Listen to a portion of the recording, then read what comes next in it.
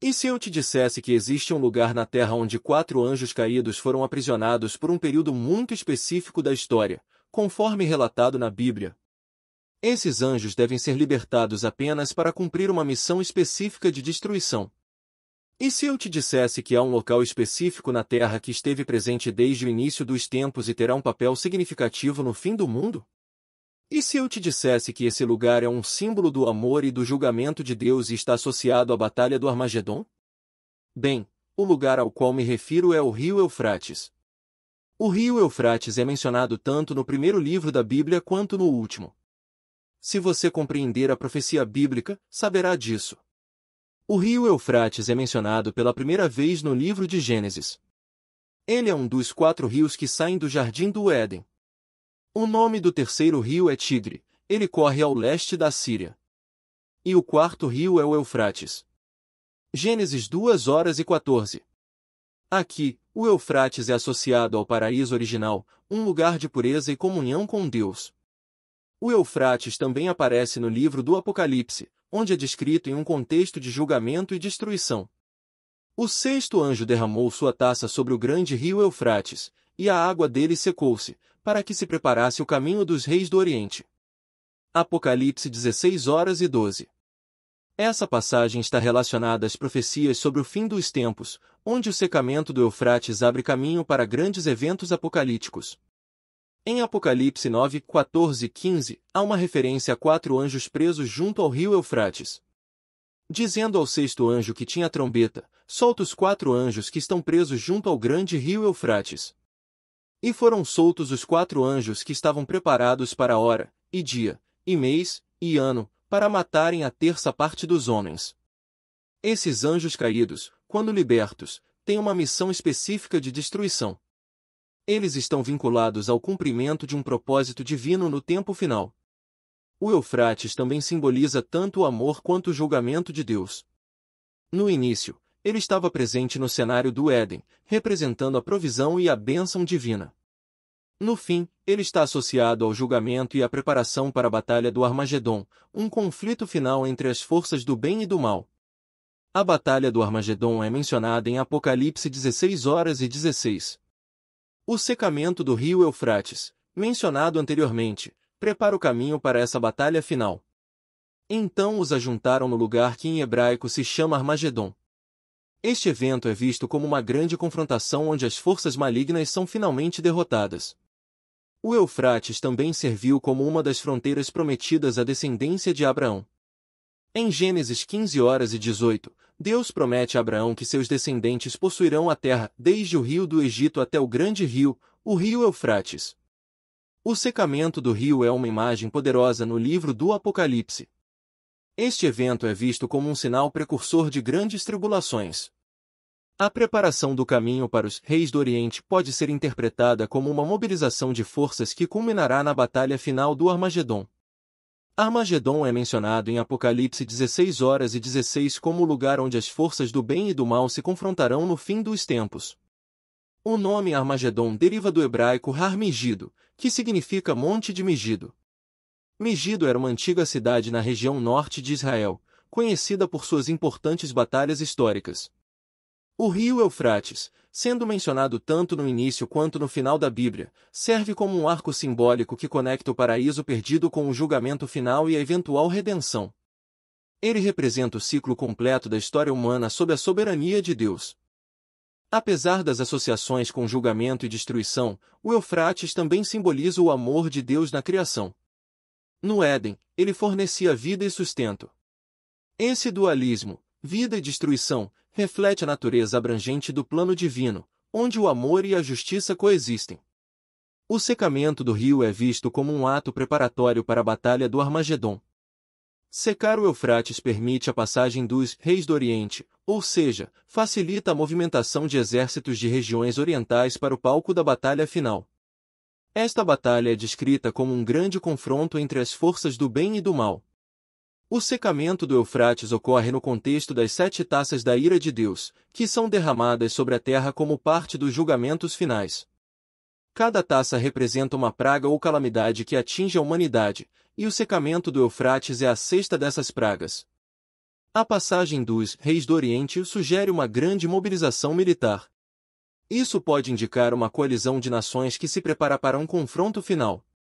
Na visão apocalíptica, esses exércitos se posicionarão contra as forças de Deus e seus seguidores.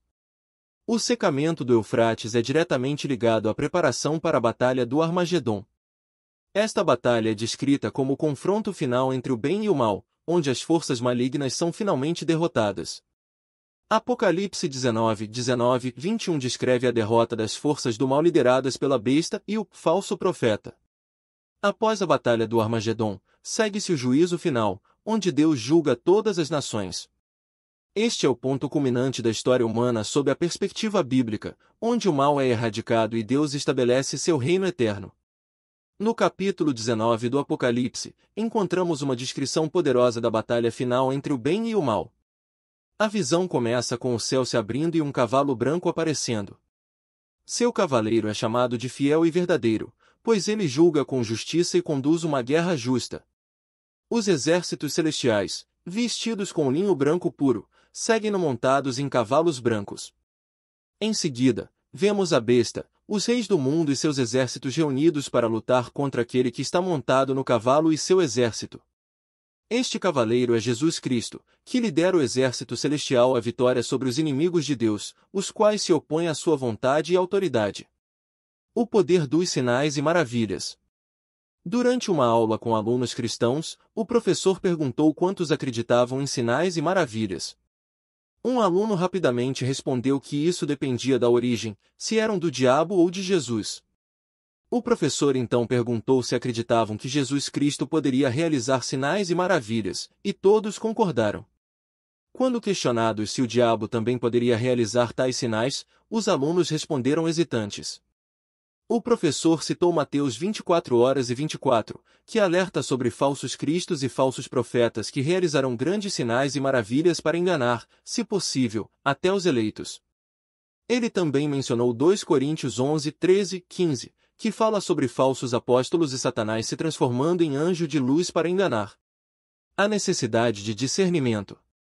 O professor enfatizou que muitos acreditam que apenas Jesus pode realizar grandes sinais e maravilhas, mas a Bíblia mostra que o diabo também tem essa capacidade.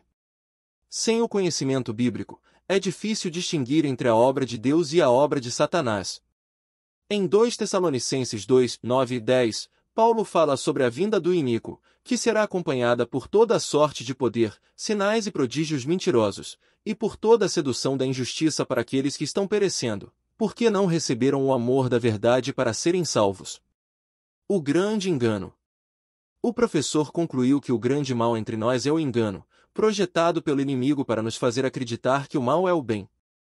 A tarefa dos crentes é, portanto, desenvolver discernimento espiritual. Devemos estar ancorados no conhecimento bíblico para identificar e resistir aos enganos de Satanás.